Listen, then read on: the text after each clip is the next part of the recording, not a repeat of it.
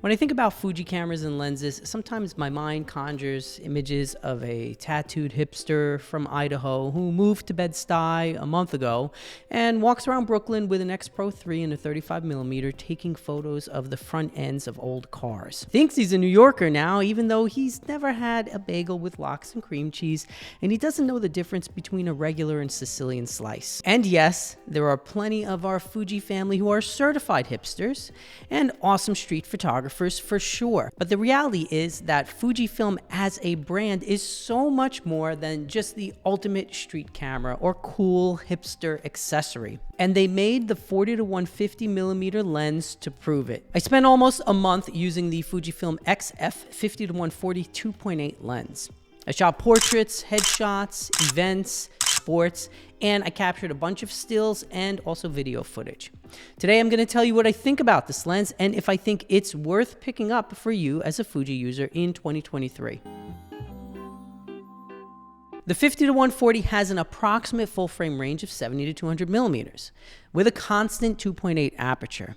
And a 70-200 2.8 is one of the most popular lens configurations of all time because it is quite arguably the most versatile lens that you can own. Wedding photographers, portrait photographers, event photographers, sports photographers, and more all swear by the 70-200 as being essential to a photographer's kit. And putting aside the bearded beanie hipsters and street shooters, there are a lot of Fujifilm users, myself included, who do a variety of work where the 50-140 is going to be the ideal choice. My time with this lens proved it to me, as it basically stayed on my X-T5 for the entire time that I had it on loan from B&H. Although I'm not going to go over every single spec, I will mention that the 50-140 has a built-in optical image stabilizer, 20 weather seals to protect against dust and moisture, an internal zoom mechanism, and Fuji's linear autofocus motor, which means the focusing is extremely fast, accurate, and quiet. All right, before we continue, I want to tell you about my Viltrox 13mm giveaway sweepstakes. Check it out.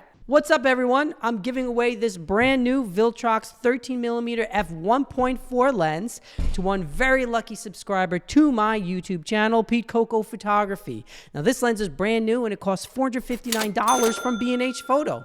I purchased it in order to review it, and I decided that after I finished checking it out, I would just gift it to one of my awesome subscribers. So, if you want to win this lens, here's what you need to do. 1. Subscribe to my YouTube channel, Pete Coco Photography, and enable all notifications. 2. Like and comment on any one of my videos and include the phrase "Pick Me Pete" and a camera emoji. That's it. The sweepstakes begins today, May 10th, 2023, and it ends when I reach 10,000 subs. Full rules are in the description below, so go there and check it out. This contest is open to residents of the contiguous 48 United States of America. And stay tuned because soon I will release my full review on this awesome lens, and I can tell you already that you're gonna love it.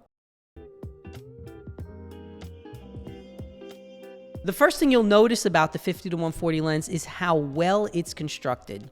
The lens is not small, although if you have used a Canon or Nikon 70-200 2.8, it will seem compact to you. The zoom ring has just enough resistance, and the aperture ring is placed in the perfect spot to adjust your settings without having to look up from behind your camera. The lens also has a tripod collar which can be rotated or removed, and the 50-140 is clearly designed for heavy-duty professional work. Using it handheld was no trouble at all, even during a 4-hour track and field event. I didn't feel the need for a monopod, as the weight was never really an issue for me.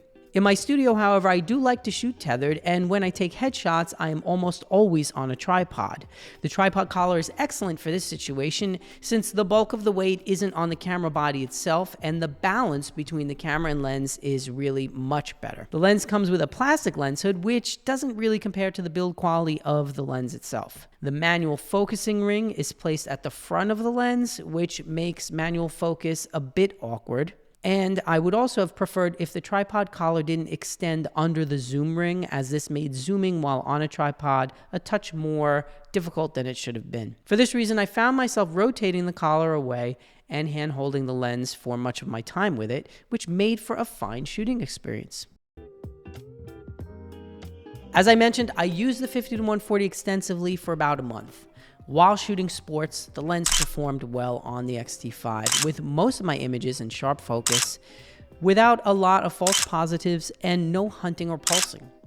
Even when shooting wide open, the images I captured were sharp with little distortion or vignetting. And although the X-T5 is not a sports camera, I had no problem getting excellent results while shooting a variety of sports, including baseball, softball, and track and field events. When shooting this cardinal on a tree in bird priority, I was pleased with how the lens found the subject and locked on without pulsing or getting confused by the many branches in the foreground and background. I also captured some flowers with bright and vivid colors, and I found the bokeh to be pleasing for both the flowers and birds. If you follow my channel, you do know, however, that I'm primarily a headshot and portrait photographer. So one of the main reasons I wanted to try this lens was, of course, for portrait work. I lucked out because while I had the lens on loan, I was able to attend a workshop with my mentor, Peter Hurley, at his Manhattan studio. I was in attendance to help other photographers learning about headshots, and while I was there, I took a bunch of B-roll videos, BTS images, and even some headshots. I was reminded on this day of how versatile the 50-140 is as I captured a variety of scenes, including Peter working with his subjects. For video, the lens focused fast and smooth, and it tracked my subjects well. For headshots, I captured extremely sharp, detailed images with excellent color and contrast straight out of the camera.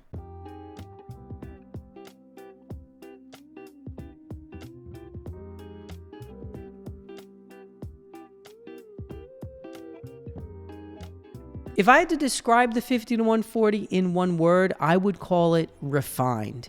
From the construction, to the handling, to the gorgeous image quality, this lens offers a high-end, refined experience, especially regarding the image quality. The images are incredibly detailed without having any over-sharpened or digital look to them. They have an almost filmic quality, which of course pairs so well with a Fujifilm camera. As a pro shooter, this lens hits high marks for me, and it fits extremely well into my workflow. So let's get back to my original question. Who is this lens for?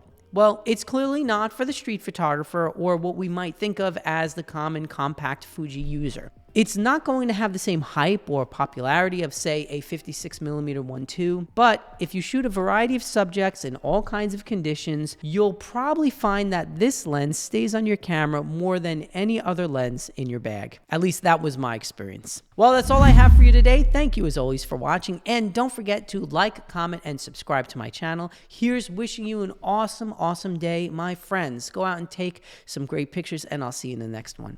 Peace.